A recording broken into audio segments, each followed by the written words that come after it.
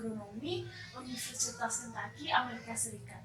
Nah, bagaimana sih Bu kok bisa sampai di Universitas Kentucky, kemudian bisa bertahan sampai wisuda? Assalamualaikum warahmatullahi wabarakatuh. Halo sahabat Pertanian TV, bagaimana kabarnya hari ini? Semoga sehat-sehat selalu ya, meskipun dalam keadaan pandemi seperti sekarang. Jangan lupa untuk tetap pakai masker, jaga jarak, dan jaga kebersihan, salah satunya dengan sering mencuci tangan. Perkenalkan, saya Elvira Nasution. Hari ini saya akan membawakan sebuah talk show persembahan dari Pertanian. Narasumber kita hari ini adalah seseorang yang sangat luar biasa, kebanggaan kita semua. Beliau baru saja mempurnabaktikan tugasnya sebagai dosen di Fakultas Pertanian Universitas Bengkulu, tepatnya program studi agroekologi jurusan budidaya pertanian.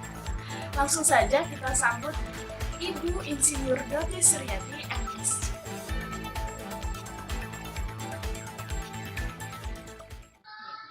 Assalamualaikum Bu. Waalaikumsalam warahmatullahi wabarakatuh. Bagaimana Ibu kabarnya hari ini? Alhamdulillah baik, sehat. Nah, bicara masalah pandemi nih Bu, kan kita dipaksa untuk di rumah aja, terus produktif dari rumah.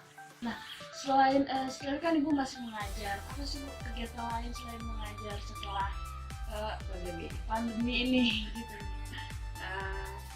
Ya alhamdulillah saya senang sekali sebetulnya ya, ada hikmahnya ya, karena banyak di rumah akhirnya ya tanamannya bunga-bunga ini bisa terawat dengan baik.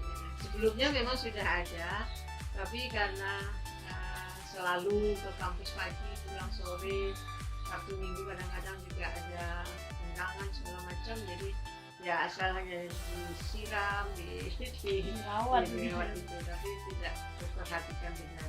Tapi sejak banyak di rumah ya lebih diperhatikan, senang aja. Jadi tanaman-tanamannya lebih terawat sekarang ya Bu, lebih hijau. Jadi sahabat Pertanian TV, Ibu Doti merupakan alumni dari Fakultas Pertanian jurusan Agronomi di Universitas Andalas. Nah, informasi sedikit nih, Ibu dulu pilihan pertamanya Fakultas Kedokteran ya Bu.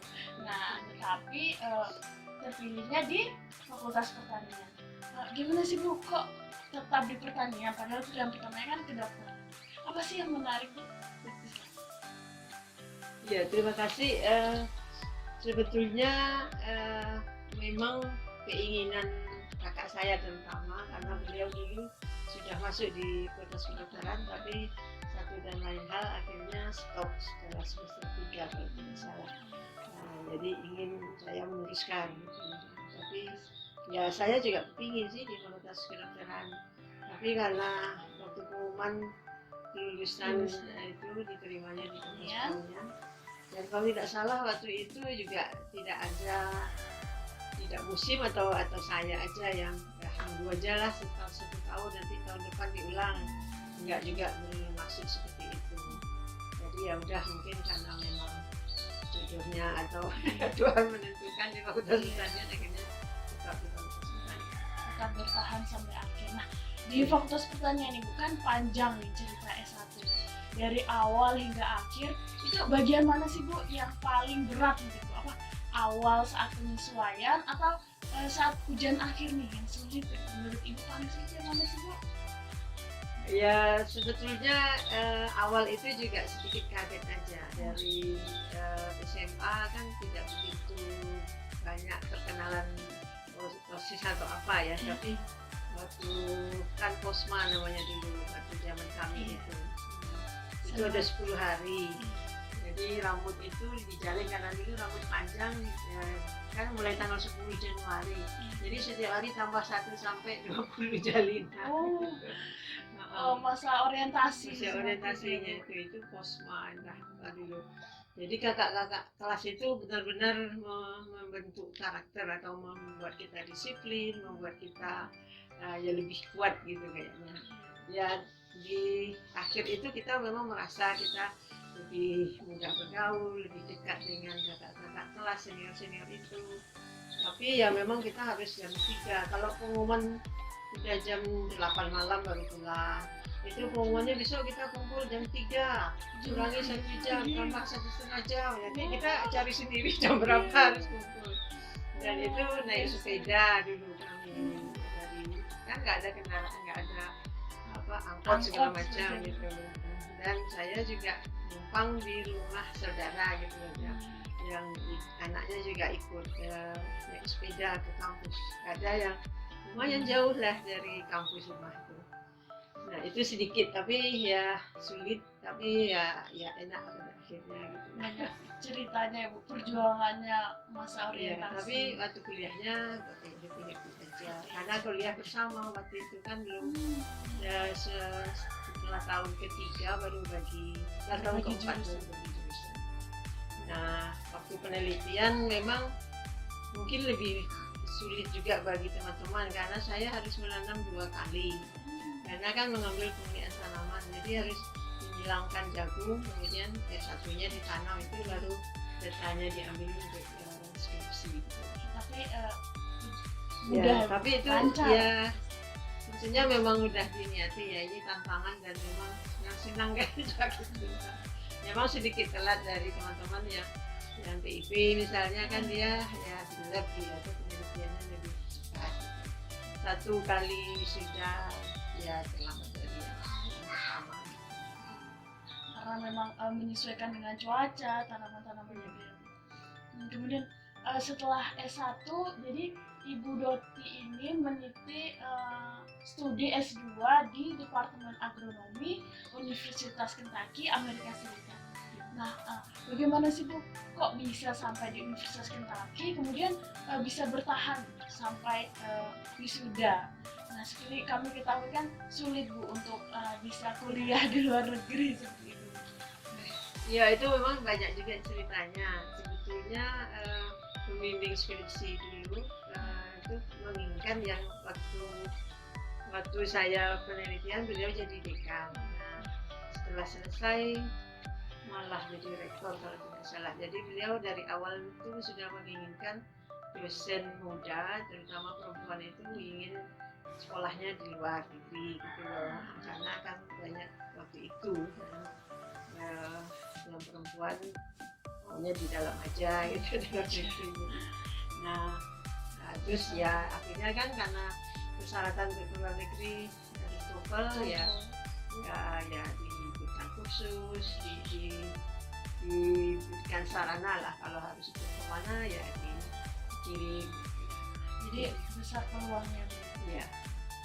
Nah kebetulan setelah dapat TOEFL ketemu sama bapak gitu loh, jadi sama-sama berangkat. Gimana sih Bu, kan Ibu studi S1 di Indonesia, kemudian S2-nya di luar negeri. Tantangannya gimana Bu? Lebih berat nggak kalau di luar negeri? Penyesuaian selama studi? Ya karena mungkin bidangnya juga barangkali ya, kalau pemilihan tanaman, jadi ya pertama memang bahasa ya, kita biasa bahasa Indonesia, bahasa Inggris ya. Tapi kalau masalah karena bersama bapak ya nggak masalah gitu ya. Karena Meskipun bersama-sama jadi lebih ringan. meskipun kalau Idul Fitri misalnya pas itu ya momen-momen tertentu lah jadi kangen gitu lah, karena kebetulan saya kan anak bungsu, jadi biasanya ya sama orang tua lebih dekat gitu ya. Nah, terus yang agak beratnya juga kan di sana penelitiannya pada musim panas ya, yang summer, tapi spring itu musim semi itu sudah disuruh ke lapangan, jadi mungkin baru sebulan di sana itu sudah diajak ke lapangan sampai ya 3 tahun lah ya, belum penelitian yang benar, baru ikut aja, jadi mengenal lapangan lah gitu ya. Tapi sudah dilibatkan gitu. Jadi memang ya berat juga untuk kesehatan saya terutama. Akhirnya dapat hipertiroid waktu itu. Karena musimnya kan berbeda ya. Ya panasnya terik sekali kan, kalau siang itu kelihatan nampak apa? Fata Morgana dia. Kan jam 12 istirahat sampai jam 1. Renangan lagi puasa ya kan. Puasanya lebih panjang gitu Iya. ya. Jadi Ibu Doti sudah mengabdikan diri sebagai dosen sejak 1981 di Universitas Andalas. Kemudian pada 1984 pindah ke Universitas Bengkulu.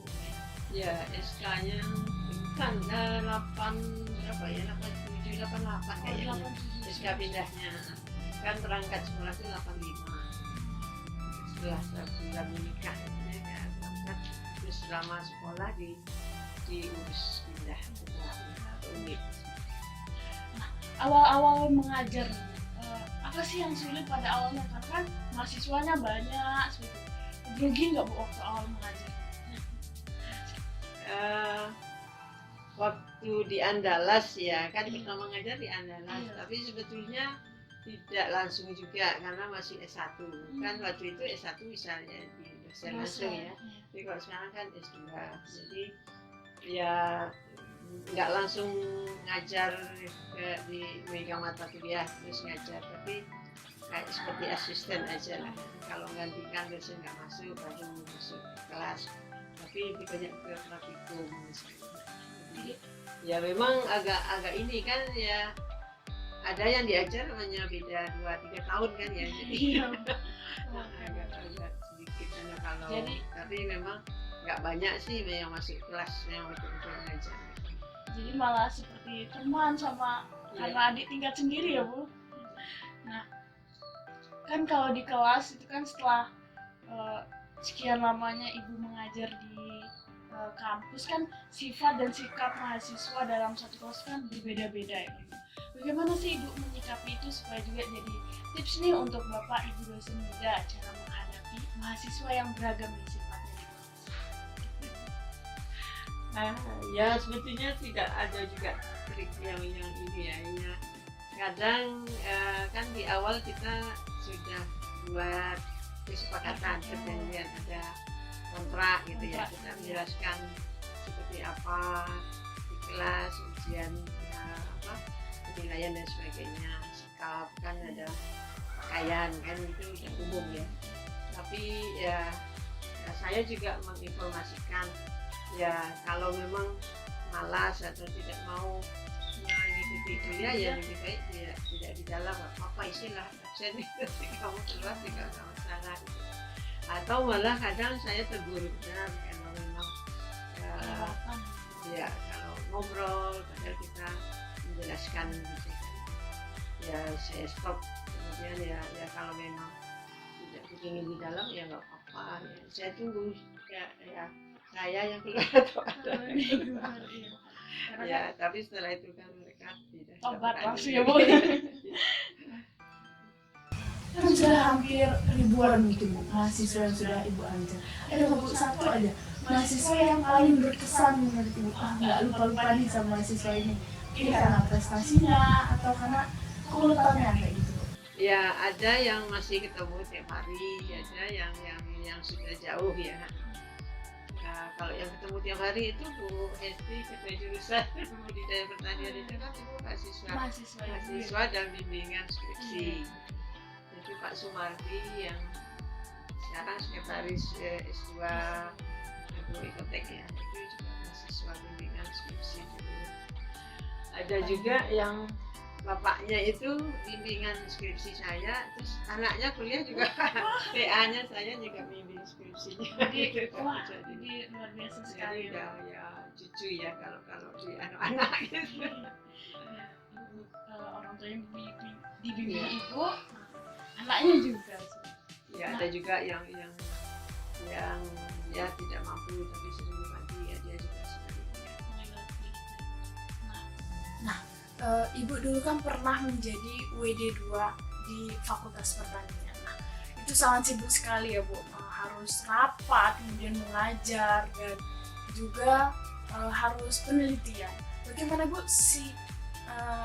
tips manajemen waktu dari Ibu? Zaman dulu kami itu kan pulangnya masih jam 2 ya. Ya tidak sampai jam 4 atau setengah 5 seperti sekarang, tapi sampai jam 2. Nah memang harusnya kan jam 2 kita juga udah bisa pulang, tapi seringnya jam 3, jam setengah 4 gitu kan. Dan itu beratnya juga saya masih punya anak umur 4 tahun ya waktu mulai kecil jadi sekali mbaknya ya, Bu. anak.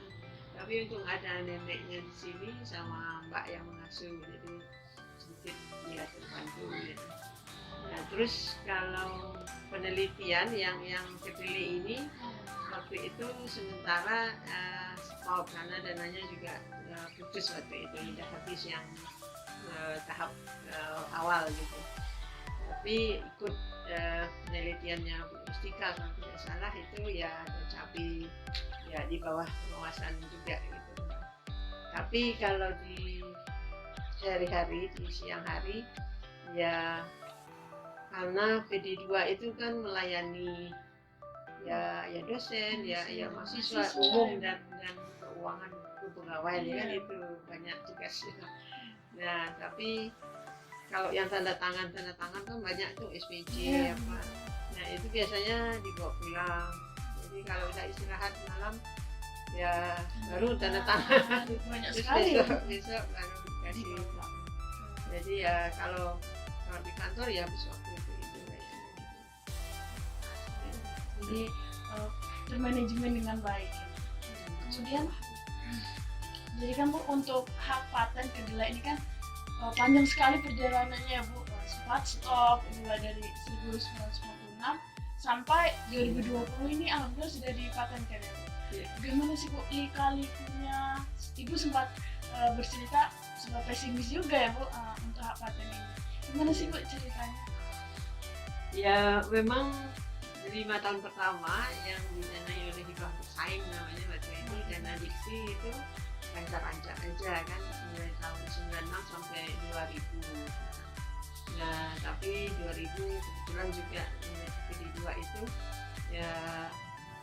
ya galurnya masih di tanam-tanam mahasiswa tapi ya terhenti sementara gitu. Nah, tidak lanjut untuk multilokasi namanya ujinya. Nah, tapi tahun berapa 2006 2007 mulai lagi sampai 2011 penelitiannya ada beberapa sumber dana gitu. 2011 fokus sekali di 2011 atau sudah selesai? Ya hampir ya Hampir sebetulnya, selesai. tapi nggak tahu juga ya untuk mengajukan ke pelepasan itu. Ya dengar-dengar ada juga informasi itu ya kayaknya rumit, berat gitu, sulit karena harus ya sebetulnya kan harus diuji di 16 apa namanya 16 karena ada bisa 8 tahun 2 musim kan 16 ya bisa 4 tahun tapi dalam setahun 4 kali ya pokoknya 16 perlakuan lah penelitian gitu. Tapi kalau dihitung-hitung juga sudah tercapai sebetulnya, tapi mau menyusun itu seperti apa nggak tahu juga. Ada sih contohnya.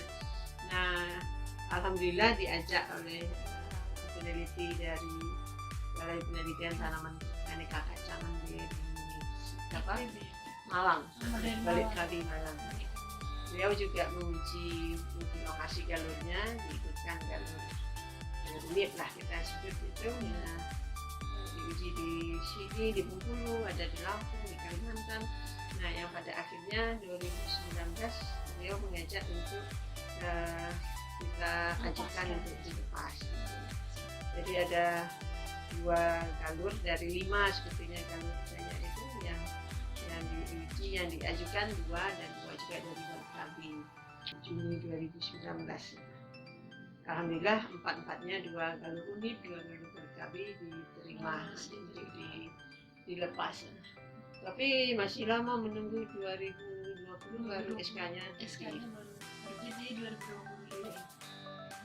Nah, jadi namanya tuh unik gitu sebenarnya. Devatra itu. Apa sih kok dibalik nama Devatra ini? Devatra. Sebetulnya Devatra itu terinspirasi oleh nama anak saya Desvatra ujungnya. Nah, namanya Hasna Ratri Desvatra. Nah, Desvatra itu memang sengaja dibuat bapak karena desnya itu descendant, akhirnya turunan gitu. patranya itu Jawa dan Sumatera gitu. Jadi, nah karena untuk kedelai ini apa mau dikasih, karena Harus ada kalau D. dulu itu nama-nama gunung biasanya ya udah habis gunung itu diberikan nama ke kedelai. Nah harus sekarang kan ada Demas, ada Dering, kedelai Masam, kedelai Gantering gitu. Nah ya, terus si Asna anak saya juga ini Fatra aja Bu gitu. Jadi ya pas juga D-nya kedelai gitu. Nah Fatranya itu ya, ada salah satu ketuanya dari Malabar, Jawa Barat, dari Jawa gitu. Dan satu Putra Putih dari Aceh, Sumatera. Jadi kedelai Jawa dan Sumatera juga gitu. Luar biasa sekali, unik sekali ya Bu namanya. Kemudian, nah perjuangan-perjuangan Ibu di dunia pendidikan ini kan sangat luar biasa sekali. Nah, pasti Ibu ingin dilanjutkan perjuangan-perjuangan di dunia pendidikan. Ada nggak sih Bu pesan untuk para Bapak Ibu dosen muda? Selaku Ibu juga sebagai senior dosen seperti ini. Silahkan. Iya, pesan untuk dosen muda terutama ya.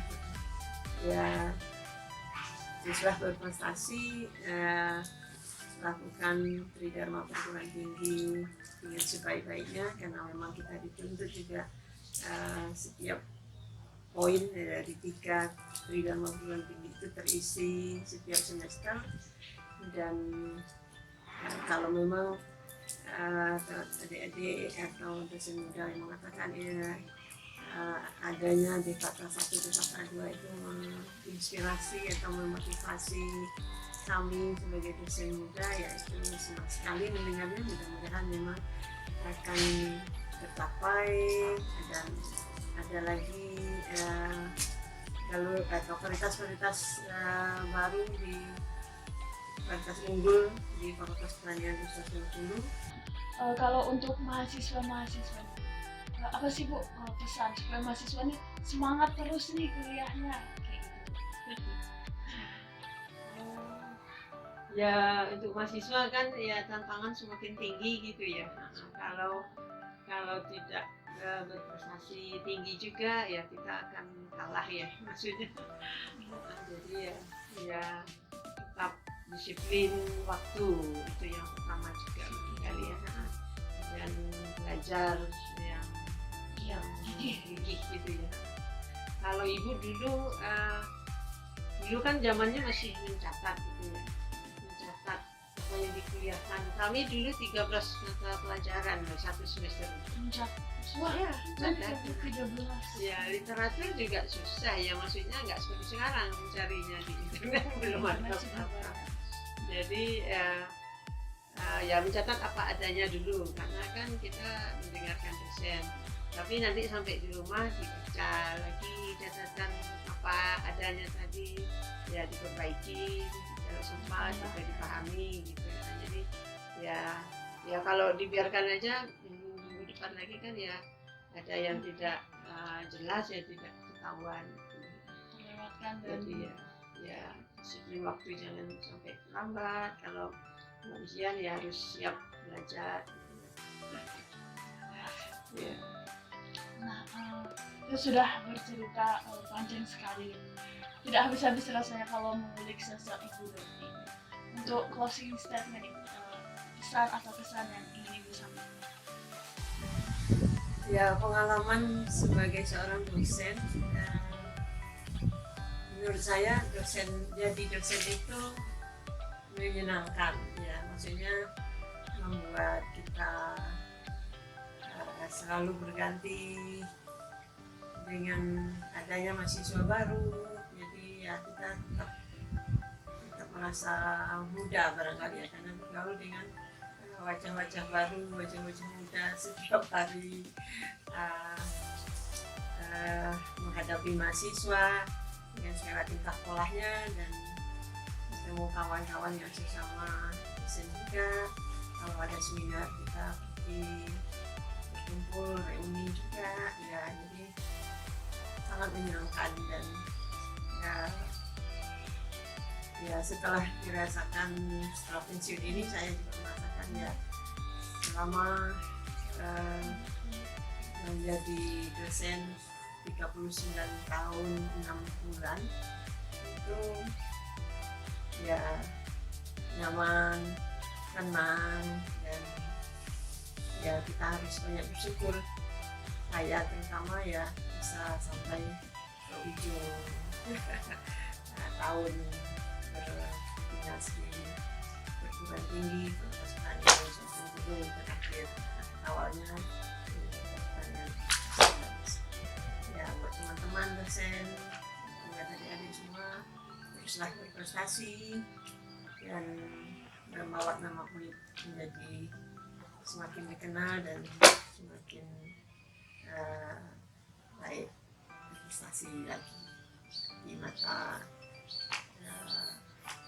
universitas lain dan universitas lain juga tentunya.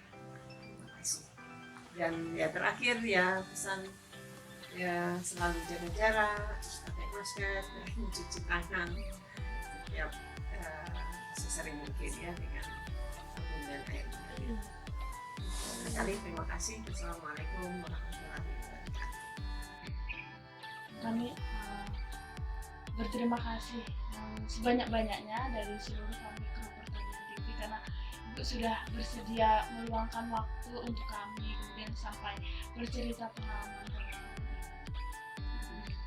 Terima kasih juga saya diberi kesempatan, ya mudah-mudahan ada manfaatnya ya. Untuk penutup ini ada sedikit kalimat dari saya. Guru adalah ujung tombak penerus bangsa, pahlawan tanpa tanda jasa, memberikan pengajaran untuk anak Indonesia agar menjadi penerus yang berprestasi. Terima kasih Guru telah menjadi sahabat tatkala bingung, menjadi pelita tatkala kegelapan. Saya Elvira Nasution pamit undur diri, sampai jumpa di acara Pertanian TV lainnya. Wassalamualaikum warahmatullahi wabarakatuh.